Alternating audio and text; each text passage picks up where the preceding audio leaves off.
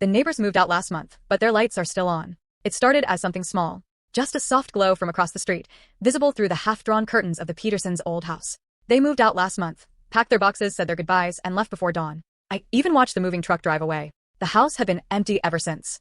No cars in the driveway. No footsteps.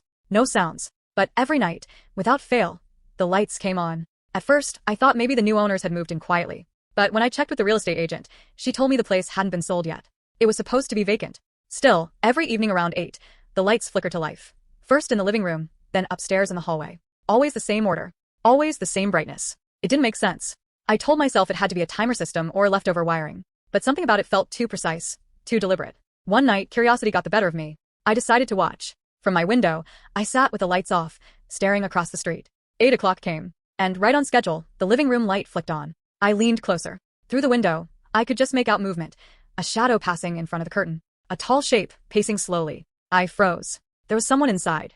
But who? The next morning, I went over under the excuse of checking on the place. The front yard was overgrown, the mailbox stuffed with old letters.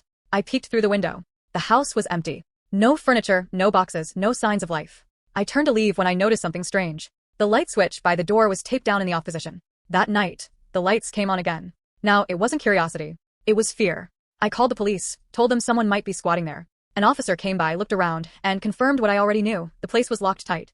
No footprints. No sign of forced entry. Probably a wiring glitch, he said. Old houses do weird things. But old houses don't cast moving shadows. The following week, the lights started turning on earlier. Sometimes at 7. Sometimes even before sunset. And I started to notice, the shadow wasn't always alone. Sometimes there were two. One tall, one small. Just like the Petersons. I began to lose sleep. Every time I tried to ignore it, the lights seemed brighter, almost pulsing. As if the house was trying to get my attention. So one night, I finally went back. I don't know what I was hoping for, proof that it was all in my head, maybe. The front door creaked when I pushed it open. Inside, the air was cold and still, heavy with dust. But the lights were on, bright, steady, impossible. Hello?